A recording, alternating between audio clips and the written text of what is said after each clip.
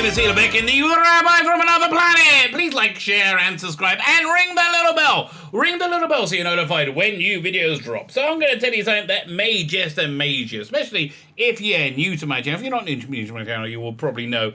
I like sex, okay? I very, very much like sex. I like it a lot, okay? I like it way more than anything else.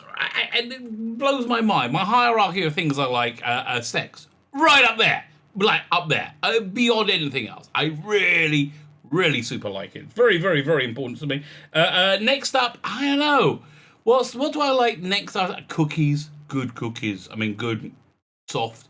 Ooh, doughy cookies. Oh, that sounds good.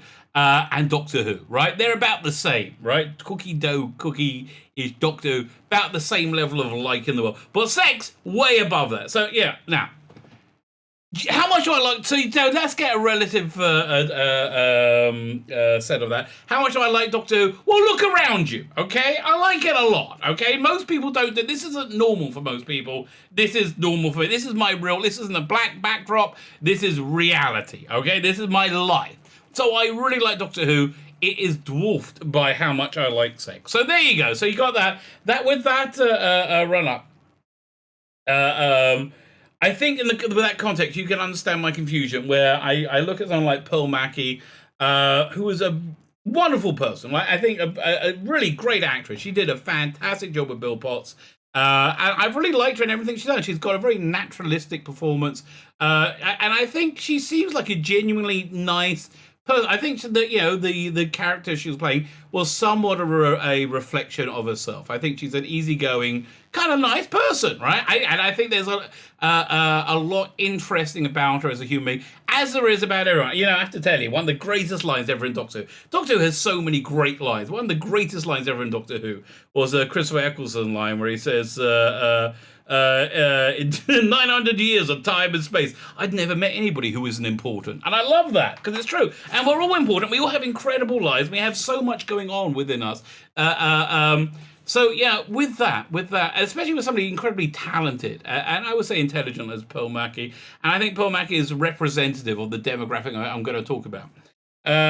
With that, it seems to be focusing on her sexuality, which is bisexual or gay, I'm not sure which. None of my business, really. I don't care. Seems to be so limiting, right? It seems to be, by focusing on that as your main thing that you're projecting about yourself, seems to be so incredibly diminishing, right? Because there's a lot more to you there. Like, Russell Davies is gay, right?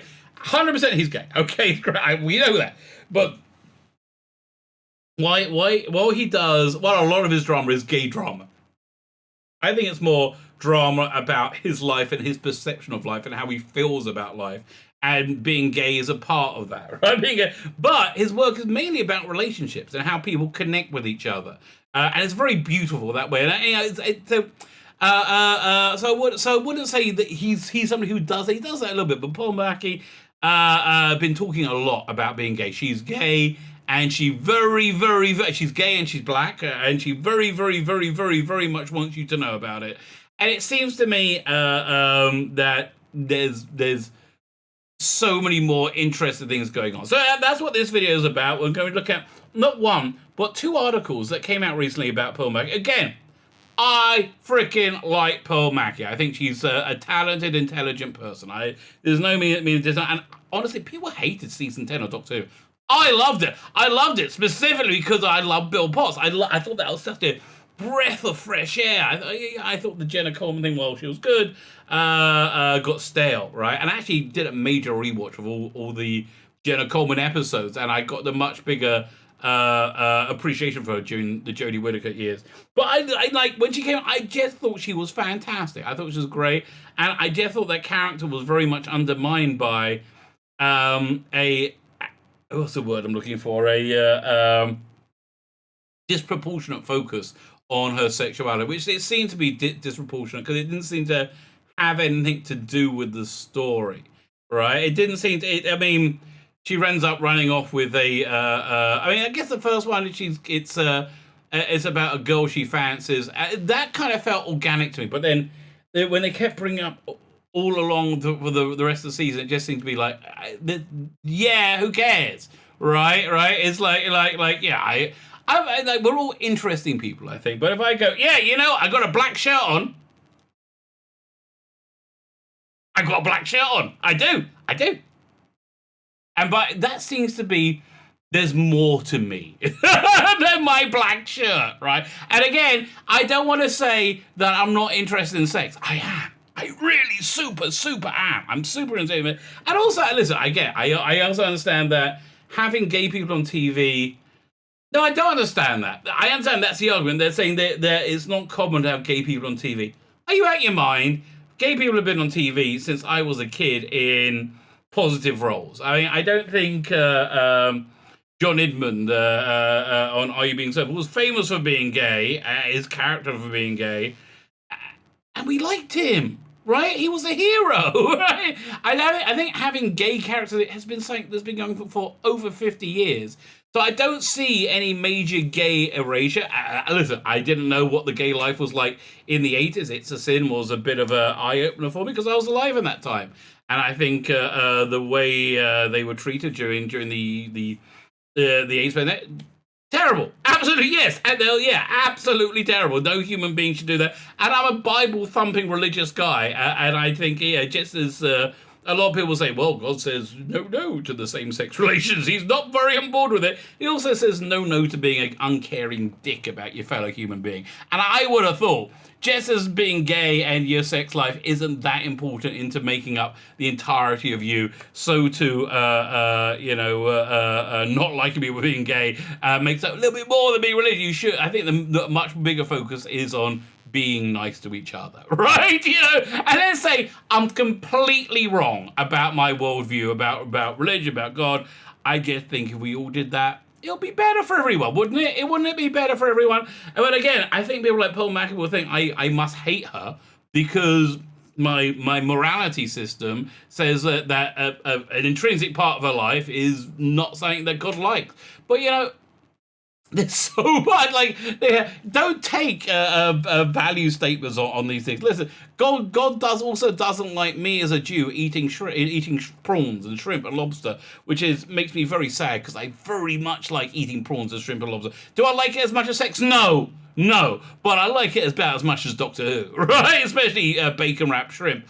That shouldn't give you, a little tingly feeling. But it does. Maybe I'm giving too much information. But anyway, before we get to the articles, like, share, subscribe. That'd be fantastic. Thank you very much. Let's have a look. Like, share, subscribe, comment. Let me know what you think. Doctor Who star says she's proud to be the first LGBTQ companion. What? And also, bullshit. Excuse me, wasn't last year we had crazers on the internet screaming that Nissa and Tegan were a lesbian couple? Weren't they? And they were really incensed by it, weren't they? Were really, yes they are! And no. I mean, look, if you want to tell me Adric's gay, yes, very clearly he's gay, right? I mean, I don't think I need to see Adric sucking cock to know he's gay, right? I think I would need to see Nissa and Tegan eating some carpet to be prove they're gay, and I might even enjoy that. In fact, if we're going to make it better, I think Tegan and Perry. Just my suggestion. Now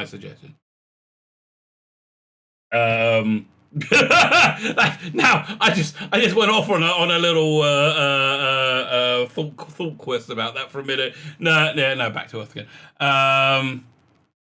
Doctor Who's, but let's hear her argument. Doctor Who star Paul Mackie says she's proud to be the sci-fi show's first LGBTQ companion. No, you're telling me last year it was Tegan and Nissa, describing it as a phenomenal thing. Why? Let me ask you.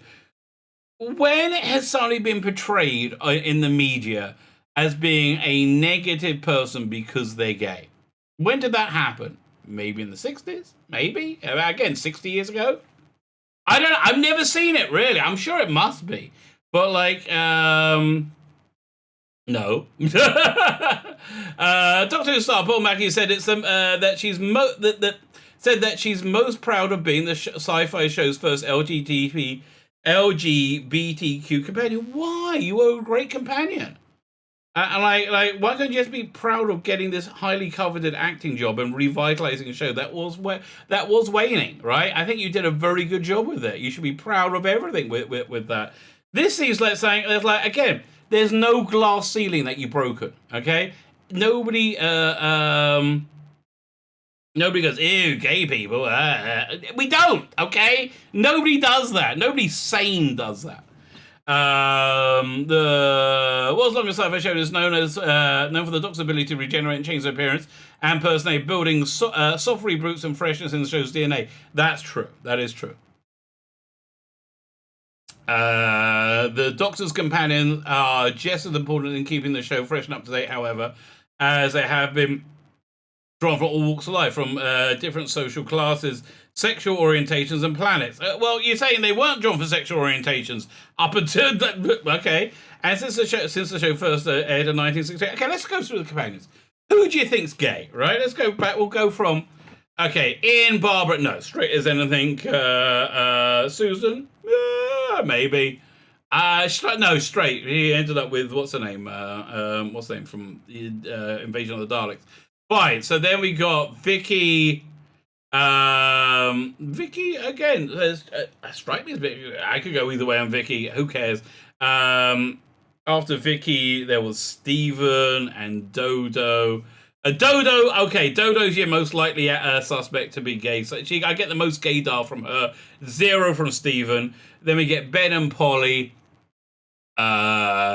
No, very straight, very straight. Then we get Jamie, but yeah, no, Jamie's not gay. Okay, I get no gaydar off Jamie. So after Jamie, there's who's after Jamie? Well, Victoria, certainly not gay. No, Zoe. No, I'm sorry. No indication she was gay at all. Get no gaydar from her whatsoever. Well, yeah, no, she's not straight. I don't think she's gay in real life, Wendy Padbury. So then we get Carolyn John, no, very straight. Brigadier, super straight. Joe Grant, straight. Who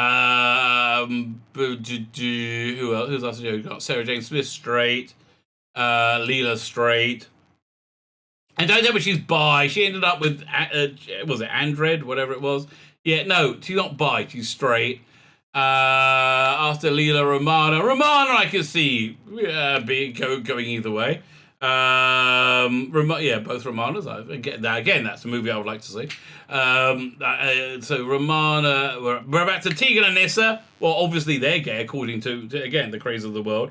So then after Tegan and Adric, obviously gay. Adric is obviously gay. Turlo, probably gay. Durgo, yeah, probably gay. So after Turlo, we got Perry, no, straight. Get 0 gaydar from Perry. Mel, also straight. After Mel, there's Ace, straight. And something really annoyed me about what's her name, Sophie Aldred, when they redefined her as being bisexual. Again, no, she's not. People don't go from being straight to bi. And she was like, oh well, Ace is very open-minded. Are you closed-minded then, Sophie? Because you're straight. Does that mean anybody straight is closed-minded? That is the insanity we're battling against. So then there's so we had Ace. Following Ace, I guess there was Grace. Who knows? Who cares? Rose, straight. Martha, straight, but I wouldn't be surprised if she was bi, but straight. After Donna, straight. After Donna is now we're into Matt Smith. No, Karen Gillan. Yeah, no, Amy, Rory, straight. Jenna Coleman is after Amy and Rory. So okay, so other than I think Nissa and Tegan, who they insist were gay, and Ace, who again that's in a big finish audio, even though it's a bad one. So she's not the first, but okay. but you're not breaking it. And like when I was a kid, kids loved Quentin Crisp. Don't you remember in the 70s? Don't you remember John Hurt playing Quentin Crisp? And then we all loved like kids loved him, right? It was like a weird guy. He was gay, and we all knew he was gay. And wait a minute. Captain Jack! How did I miss Captain Jack? Okay, you're not the first LGBTQ companion. I knew there was bullshit. Oh, thank you. Oh, that took a long time to get to, didn't it? Blimey. The world doctors have orientation and planets, and the show's first appeared in 63. Mackie starred alongside Peter Capaldi's 12th Doctor in season 10 of the BBC show, though only appeared in one season. Mackie's performance as Potts characterized him with praise. Breath of fresh air by me just now in this video. After following previous complex, repetitive companion stories, the showrunner Stephen Moffat's decision to cast black actress to portray the character who was LGBTQ was clearly an edict. I'm not sure if edict's the right word from BBC. It was partially an edict, but partially it was the overwhelming force in the entertainment still today that you had to have gay characters. You had to have lots and lots of gay representation because suddenly, the whole world is bigoted and racist. Excuse me. In 2015, nobody thought the Western world was bigoted and racist. Nobody thought we were homophobic. In fact, remember same-sex marriage? Yeah, nobody thought that. Remember, nobody thought that at all. But then Donald Trump came along, Brexit happened, and like, oh, no, these incredibly good political movements that have just brought good and benefit, which now in hindsight, we know that's what happened, right? That's only done good things, must be an expression of the world's racist. No, okay? We were all fine with you being gay in 2015. Was also praised with Mackie's last appearance in Capaldi's Regeneration and Twice Upon a Time, where the avatar of Bill constructed the Doctor's the Doctor's memories of her helps him regenerate, right? Sort of. Encourage him to. Asked by Digital Spy about the impact of her character, Mackie says she was proud to have brought the show's first LGBTQ. What again? What happened to Captain Jack? I mean, right, how much gayer can you get than Captain Jack? And he was in the... Yes, he's been a long-term companion. I mean, like, how do you get gayer than Captain Jack? And again, different Tegan. But everything's got to be the first. Oh, at last, we're getting out of the shadow of the white male patriarchy that kept gay people down. Except that never happened, and we all live through reality and know that's bullcrap, right? It's just incredible. The 34-year-old actress expressed her pride at the relationship of the Doctor Who LGBTQ plus fan. Now, Doctor Who does have a very strong LGBTQ fan base because, and in my opinion, it is not scientific fact, although I'm probably right, I think the character of the Doctor is iconoclastic. He's an outsider, right?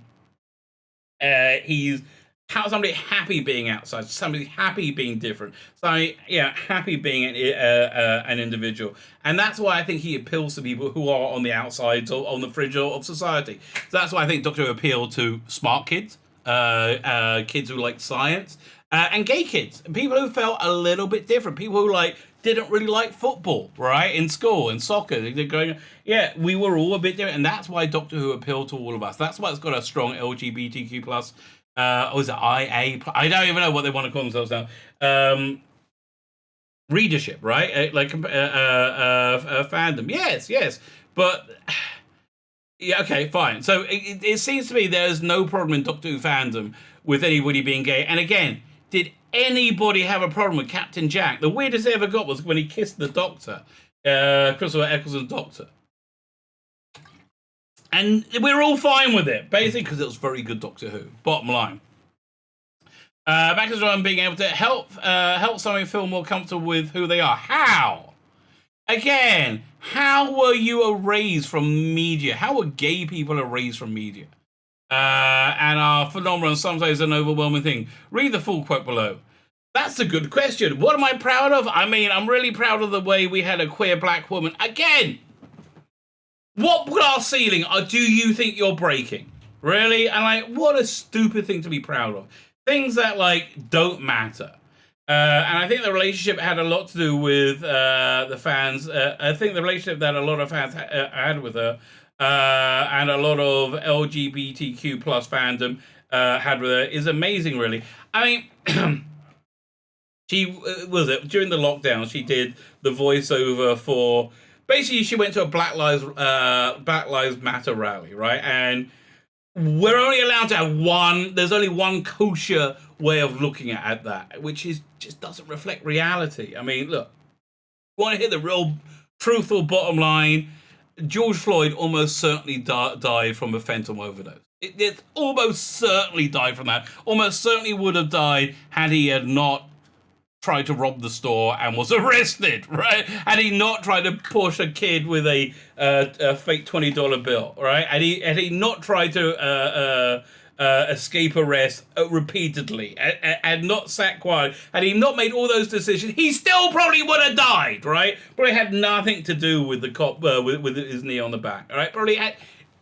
Again, yeah, these are completely forbidden thoughts to have, but and you're not allowed to think that the cop didn't wake up wanting to kill a black guy, because that's the nonsense that they try to they've tried to sell us, that cops are intrinsically racist and evil. They're not. They're not. I'm sorry. Yes, some cops are racist and evil because some human beings are racist and evil. Some LGBTQ plus people are racist and evil. It doesn't. There's no immunity from it, right? But yeah, she just believes all this crap because it makes her feel good. I didn't ever really anticipate that I would myself as an actor be part of anyone's journey of coming out story, or being able to help somebody feel more comfortable with who they are. And for me, that's a phenomenal thing. Listen, I can understand you feeling good about that. Okay. It seems to be there's no underrepresentation of gay people in the media, right? It seems to be a reasonably represented demographic. Even think about it too much is overwhelming in an amazing way. It's also kind of mind-blowing, but yeah, for me, that would definitely be the thing I'm most proud about, the fact I got onto Doctor Who. You got into Doctor Who because you're a talented, intelligent professional. It's not because of your skin color. And if it was because of your skin color and your sexual orientation, it's disgraceful, right? It's absolutely. You got into Doctor Who because you were fantastic, and anything else is just terrible. As the longest running sci-fi show ever with a huge international audience, the show has more recently been striving to tell stories that reflect its audience. Really? That's funny, because the audience just said, this doesn't reflect me at all, and have left in droves. Remember? Haven't you seen the 75% drop in viewership? I mean, it's not getting any better, is it? Originally intended to be an educational show which explores scientific ideas and historical moments, recent episodes such as the turgid and idiotic Rosa and the turgid and the idiotic Teams of Punjab, which really destroyed the popularity of the show. Rosa was a boring episode, as was Demons of Punjab. They were just two dull episodes that were very preachy and very dull. It didn't reflect the audience at all. It reflected the only prescribed way of thinking about things. And again, this is what totalitarians are like. You only can have one thought about something. You're not allowed to think that the Black Lives Matter riots were a bad thing, even though they were objectively a very bad thing. Have attempted to tell diverse historical stories. Not diverse at all. Again, what diversity is there in Doctor Who behind the camera in the chimney is zero. Absolute zero. Are you doing your pro-Israel story? Yeah, you going to do one of those? Nah, you're not, are you? You going to do your anti-Jeremy Corbyn story? Nah, you're not doing that. There's no diversity. Shut up. You can't just say, we're just telling stories on one side of an ideological aisle because we're diverse. No, that's the opposite of being diverse. Whilst the Doctor's companions have been more diverse than the Doctor themselves, the current Doctor, Jodie Whittaker, playing the first female incarnation Time Lord, has done a terrible job. The show recently received criticism for not being diverse enough. What the hell? Who's this criticism for? As well as being a black LGBTQ character, Potts was also praised for being written as working class. Oh, we've never seen that before. Are you out of your mind? Really? Ben was working class, crying out loud. Oh. How many years ago was that? Oh, God. Hey, what fantasy? What fantasy world do they live? What? There's a Negro on TV, and it's a female. Oh my gosh! And they let them on TV. A Negro female. Oh my word! They're not in a Christian relationship of marriage. Show me where that world is. Oh, that's the world you're reacting to, Paul. And you're too smart. Really? You're too smart to fall for this nonsense. Nobody hates you because your skin color, your gender, or your sexuality. Nobody's sane. Nobody, no. Working class, numerous, in contrast to new middle class companions that the show has had prior to... Idiot. What about Rose? What about Mackie? With former showrunner Russell Davis returning to take the reins in 2023 for Doctor Who's 60th anniversary, it's reasonable to expect the show's representation and diversity to increase. Yes, but hopefully the quality will... I mean, what? You mean what it was like in 2005, back in the dark era? Back in the dark days when we just had racism everywhere. God. Earlier this year, David criticised Loki for pathetic bisexual scene. It was pathetic. And I think the entirety of the Jodie Whittaker era equally pathetic, just shoehorning it in. This is the same with that story, that Big Finish story, where Ace was bi. You're shoehorning it in. Making Nyssa and Tegan lesbian. You're shoehorning it in. And again, listen, I'm going to spend a lot of time thinking about my fan fiction where you've got Perry and Tegan being gay, okay? Don't get me wrong. I think it's glorious, okay? I think it's glorious. I think they should have an adventure where they go to the baby old planet of Lesbos 6, okay? So yes, I'm all up for that, right? When they're attacked by the Dildoians, okay? Yes, I would be so up for all of that. I just wrote that on the spot, okay? I think it writes itself, baby. A gay man whose stories are often LGBTQ stories. No, they focus on... Again, they didn't. That's the thing. They were organic about stories, including the recent drama It's a Sin about the UK HIV/AIDS crisis. AIDS is likely to expand not only the number of LGBTQ stories and characters in Doctor Who. Listen, if this is the focus, he's not going to save it, right? He's not going to save it. But this is just preaching to the choir who are freaking out because they failed completely, and it's crashing and burning. But the depth of which the stories are told, Mac has pride in being the first LGBTQ companion, apart from all the other ones. Hopefully, companion will hopefully expand with a number of LGBT characters in the show in the future. They're just saying, it's okay. I know that the stunning and brave Jodie Whittaker has failed dismally, but it might not be bad. And Pearl, really, again, you're becoming a token rather than a human being.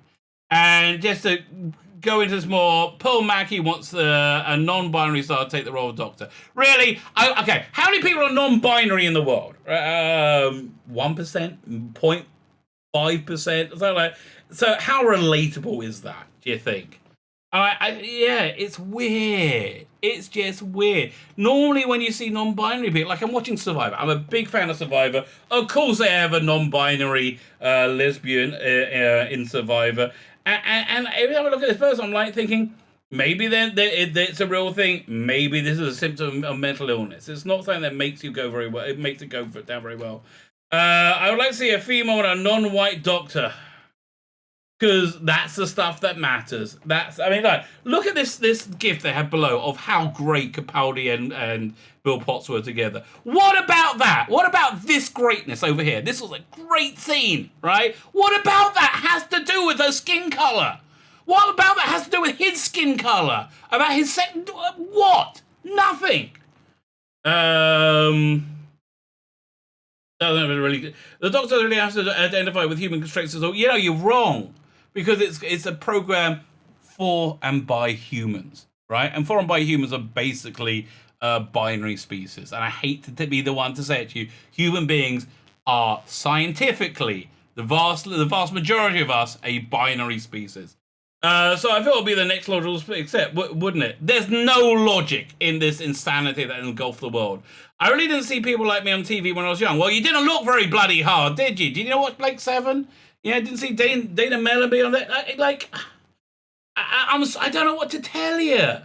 I understand there was less gay representation in the 60s. I understand it's built up, but like now, live in the moment. It's always good advice. Living in the moment is all good advice. And if you live in the moment, the world's pretty good, especially for gay people, right? It's pretty darn good. Yeah. Okay. Again, look, it's great that you're gay, but enough already, right? There's more to you than this. It's not that you ever imagine and decide to be an actor that you're going to help somebody shape their life. Look.